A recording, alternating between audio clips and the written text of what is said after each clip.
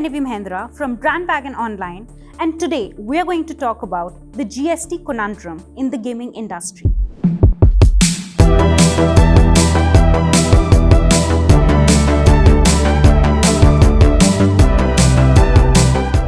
The online gaming industry is in an uproar over the new goods and services tax introduced by the government, suggesting that 28% tax will be levied on the contest fee, while the tax rate is higher from 18% to 28%.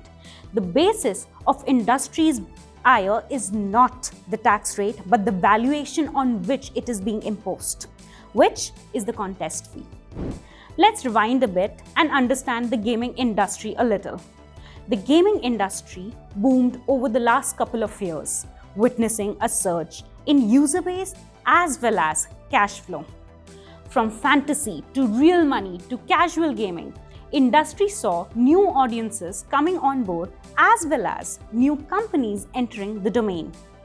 To give you a little perspective, the Indian gaming industry generated $1.8 billion in revenue in 2020, according to a report by BCG Sequoia India.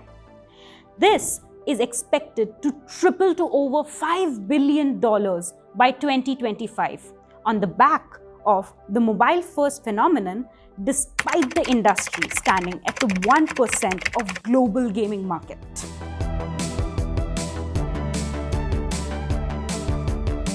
In July, the group of ministers, GOM, led by Meghalaya Chief Minister Conrad Sangma, presented a report recommending that online gaming activities should be taxed at flat 28% on the full value of consideration, without making any distinction between games of skill and chance.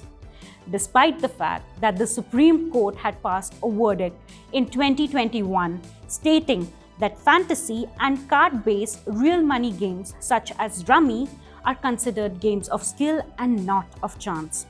Hence, the report suggested was met with an uproar from the industry, post which the GOM decided to revise the report and reconvene. As per that report, the GOM had decided to put 28% tax on contest fee as opposed to platform fee. Now let's understand the difference between platform fee and contest fee. Contest fee is the money that a player puts into the platform at the time of entering the contest, while platform fee is the token money that company keeps for levying the service. For instance, if a user is playing Rummy for a prize pool of ₹1,000, then he or she is putting in ₹100 from his pocket to enter the contest.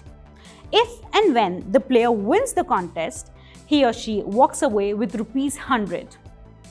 Of the ₹10 that the player has put in the company will keep anywhere between ₹5 to 10 depending on the platform fee percentage that they charge. And this is the company's main revenue. Now, as per industry experts, the GOM's initial recommendation of charging 28% GST on contest fee will result in gaming companies seeing nearly 1100% rise in tax imposed. This will have a heavy impact on the gaming industry, which is mostly full of startups, bringing about the death of most of the companies who won't be able to take the burden of heavy taxation.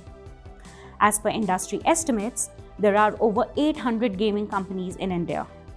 Post this taxation policy, very few, and the number is in single digits, who will actually be able to survive.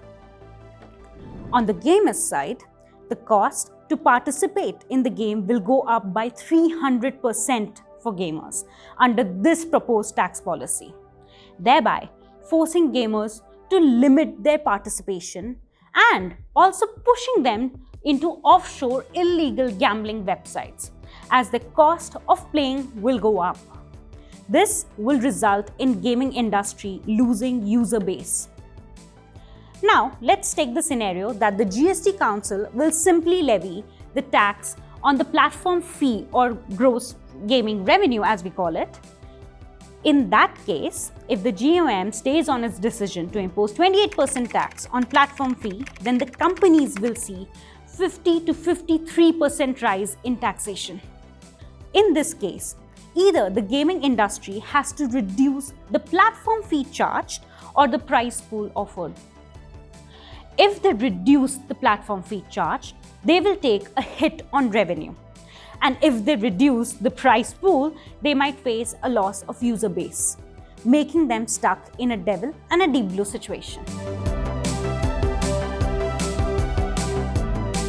The Indian government has demonstrated its support towards the industry multiple times. The sector, which contributed rupees 15 to 20 billion in 2020 to the government exchequer, and the same is expected to reach rupees 35 to 50 billion by 2025, is considered a sunrise sector by the government. To the extent that in budget 2022, the government set up an animation, visual effects, gaming and comic (AVGC) task force for the development of the sector. Then you may ask, why would it want to introduce a tax that would kill it? As per industry sources, the Goods and Services Tax Council has categories for industries on which they increase or decrease tax. Currently, the GST Council does not have any category named gaming. Earlier, gaming used to fall under online services category, but now it was brought under gambling and betting, which includes casinos. Hence, only 18% tax was levied on the category before, while now it would be brought up to 28%. Now, you may further ask why on contest fee and not on platform fee.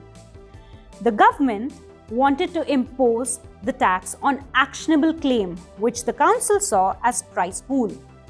According to the GST Act, an actionable claim is a claim to any debt. However, platforms argue that the price pool itself is not a debt for them. Moreover, Bombay High Court gave a judgment stating that the price pool cannot be considered as an actionable claim. Internationally, the gaming industry pays anywhere between 10 to 20% as tax to the government, depending on the country's taxation policy. The ideal situation to the industry would be to fall in this bracket itself.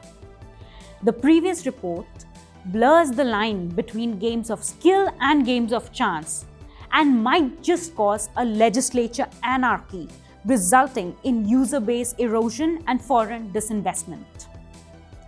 The group of ministers are expected to meet in early September for the GST on gaming industry.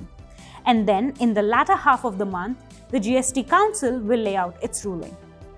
The industry is waiting with bated breath to see whether the government lays out a policy in their favor or not.